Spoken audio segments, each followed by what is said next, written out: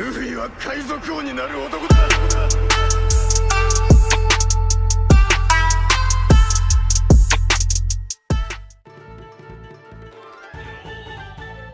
Fala galera, sejam bem-vindos ao canal Supernovas, do canal favorito do Eiichiro Oda. Eu sou o Léo e hoje estou aqui com meu parceiro Isaac. Fala galera. E hoje para mais um vídeo respondendo perguntas de vocês. E claro, se você quiser fazer sua pergunta pra gente no próximo vídeo de perguntas, é só mandar lá no Instagram, que a gente sempre faz um post exclusivo para você comentar sua pergunta lá. E lembrando aos membros do canal que esse sábado vai ter uma live, que vai ser esse sábado às 8 da noite, onde a gente vai bater um papo com vocês, né? A primeira interação da gente com vocês, e onde a gente vai sortear esse caderno aqui que vocês estão vendo. Esperamos vocês lá. E sem mais delongas, bora pro vídeo. Exatamente, cara, e a primeira pergunta é do Carlos D. Júnior. Salve, salve, mano. Sobre os últimos capítulos, Luffy realmente vai derrotar Kaido? Se sim, qual outro personagem que vai bater de frente com ele com este mesmo nível, o nível Yonkou?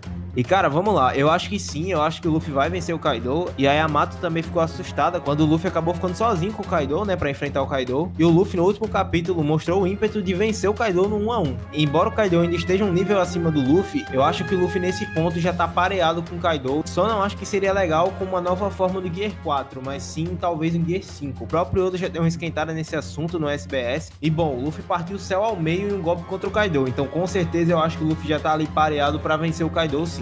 E um próximo inimigo com certeza serão os outros Yonkou, né? O Barba Negra e talvez até um embate com o Shanks, que a gente já comentou muito aqui no canal. E realmente, depois do Kaido, irá restar poucos inimigos a essa altura. Eles são Barba Negra e Shanks. E pro final, que a gente acredita que será o último vilão da obra, será o Insama. Então aí o Luffy tá pertinho de já acabar a obra e enfrentar seus últimos inimigos. E continuando aqui o assunto sobre o Kaido, o Bruno Henrique do Flamengo falou aqui, ó: em uma realidade paralela, se o Ace tivesse encontrado o Kaido em Onigashima, o que teria acontecido? Será que ele teria o destino igual ao de Luffy? Bruno, a única coisa que eu posso falar pra você é que se o Ace teve dificuldade ali com o Yamato, ele não tava passando do Yamato. Imagine se ele tivesse encontrado o Kaido, talvez teria sido realmente o fim do Ace ali mesmo. A única coisa que poderia salvar o Ace ali naquela situação é caso ele tivesse as costas com o símbolo do Barba Branca. Aí o Kaido iria pensar duas vezes antes de matar o Ace, mas como ele não tinha essa tatuagem nas costas, não tem nenhum motivo pro Kaido não matar o Ace, a não ser que ele peça pro Ace entrar pra tripulação dele, né? Que o Kaido gosta disso. O Anderson Guzmão perguntou: com toda a mobilização da marinha e novos planos, existiria um almirante mais forte que o Akainu e aonde o Aokiji retornaria na história de One Piece?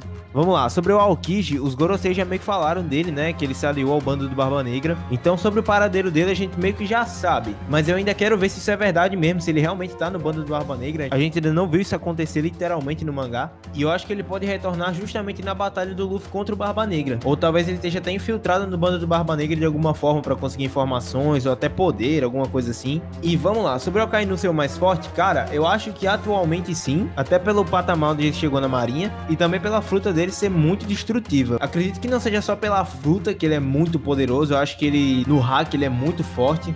E eu acho sim que o Akainu atualmente é o almirante mais forte. Um personagem que eu sempre quis muito saber a força dele é o Kong, mas até o momento a gente não teve nada sobre ele. Mas pelo posto dele eu acredito que ele era tão forte quanto.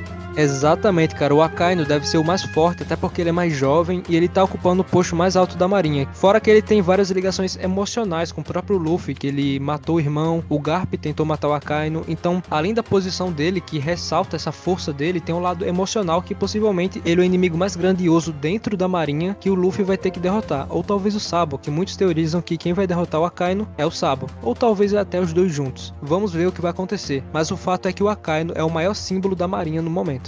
E o Darkzin falou aqui, ó: será que a gente vai ver o Zoro usando o hack do rei pra desmaiar randoms? E será que é essa tal aura demoníaca do Zoro? E isso a gente já falou aqui no canal, que o Ashura tem a ligação com o hack do rei do Zoro, porque toda vez que o Zoro usou o Ashura, o inimigo ficou intimidado. Aconteceu isso com Kako e aconteceu isso com Kaido agora, porque antes disso o Kaido não tinha se sentido intimidado. Vale lembrar que também aconteceu com o Mihawk lá no começo da obra. E nesse momento, porém, ele não estava usando o Ashura. Foi uma coisa inconsciente que o Zoro deve ter feito. Assim como o Luffy fazia. Ele usava inconscientemente o Haki do rei, mas depois ele aprendeu. É claro que o Luffy aprendeu depois de 2 anos. A gente não sabe se o Zoro vai ter um tempo, ou se ele vai aprender muito rápido, ou se ele não vai aprender completamente a usar o Haki do rei. Mas existe sim essa possibilidade dele derrotar randoms com o Haki do rei, assim como o Luffy. E falando em Zoro e falando em Haki do Rei, o Lucas Augusto falou aqui: será que o próximo passo do Zoro na luta contra o King vai ser revestir sua espada com o Haki do Rei? E galera, como eu falei agora, o Luffy passou 2 anos treinando os Hakis. O Zoro ainda não sabe que tem Haki do Rei. Então para ele imbuir o Haki do Rei em sua espada, ele precisa pelo menos dominar um pouco essa técnica, assim como o Luffy. O Luffy sabe usar o Haki do Rei e ele aprendeu ali em cima do domo com Kaido a imbuir o Haki do Rei em seus socos. Então é bem difícil que isso aconteça agora, mas talvez no futuro. E é mais possível o Zoro conseguir a lâmina negra ao decorrer dessa batalha contra o King. E já que a gente tá falando sobre o King aqui, vamos falar sobre uma pergunta bem polêmica aqui do EDH. Ele falou aqui, ó: qual comandante de Yonkou mais forte pra vocês? Vocês acham que o King pode ser mais forte que o Katakuri? Isso aqui é polêmico, hein? Vamos lá, vamos ser bem céticos aqui e analisar o que a gente viu da obra até o momento. Na minha opinião, o Marco, pelo motivo dele ter conseguido dominar a luta ali contra o King e o Queen juntos. E lá em Marineford teve alguns momentos de batalha ali com os almirantes, onde conseguiu até aplicar alguns golpes. Então eu acho que o Marco, do que a gente viu da obra em relação a batalhas, o Marco é o mais forte, exceto pelo Katakuri.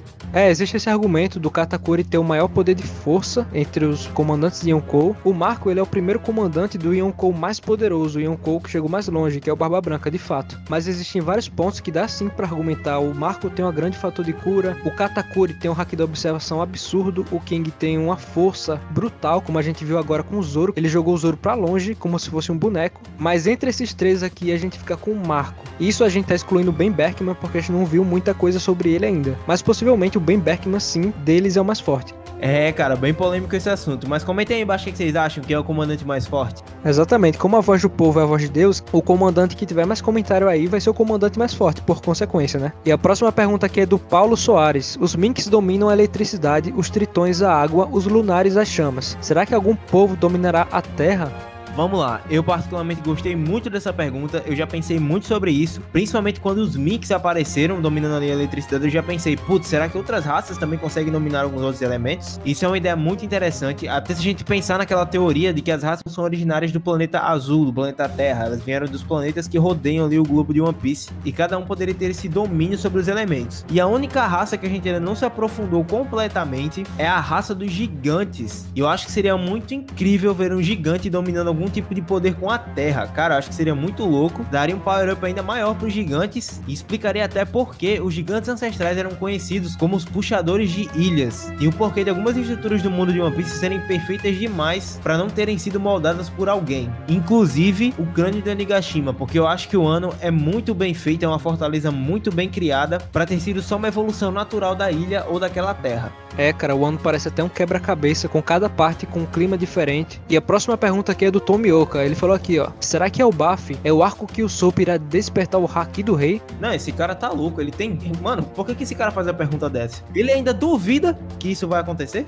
Galera, eu sei que é bem legal ter personagens com o Haki do Rei, o Zoro com o Haki do Rei. Quem pensava, né, que o Zoro poderia ter isso? Eu mesmo pensava que no bando só iria ter o Luffy, mas agora que a Yamato realmente entre pro bando, vai ter uns 3 personagens. Então o Soap também com o Haki do Rei, galera, não sei. O que a gente quer que o Soap seja mesmo é um bravo guerreiro do mar. E pra isso ele não precisa ter Haki do Rei nem intimidar ninguém. Ele precisa apenas de uma evolução própria dele mesmo. E é isso que a gente vai ver em Elbaf, provavelmente. E o José Neto trouxe uma pergunta muito interessante sobre a cena, né, que o Luffy enfrenta o Mihawk em Marineford, e o Luffy fica intimidado com o ataque do Mihawk, né, de acordo com o José Neto, e ele vê a cena dos braços dele sendo partidos, e ele imaginou que isso seria uma mistura de Haki do Rei com observação. Ele até comenta que seria muita loucura, já que não sabemos se o Mihawk tem ou não Haki do Rei, e no final ele comenta que assim como dá pra juntar Haki do Rei com Haki do armamento, se seria possível fazer o mesmo com da observação, e o que a gente acha sobre isso. Cara, muito legal teu comentário, eu gostei bastante, eu amo viajar assim também com a obra, e cara, eu acho que ali foi o primeiro indício do que seria o Haki da observação avançado. O Luffy viu a cena acontecer e acabou hesitando no ataque. Eu não acho que foi Haki do Rei do Mihawk, até porque em View Cards a gente só tem confirmado que o Mihawk tem Haki do armamento e da observação e nada confirmado sobre Haki do Rei. E sobre misturar o Haki do Rei com o da observação, eu acho uma ideia muito boa, mas eu queria ver como seria a criatividade do Oda em relação a isso, porque cada Haki tem uma particularidade muito grande, eu não consigo nem imaginar como seria a junção delas. Inclusive, cara, comenta aí o que você teorizou, o que você acha que é, deixa aí nos comentários. E é com essa pergunta que a gente encerra esse vídeo.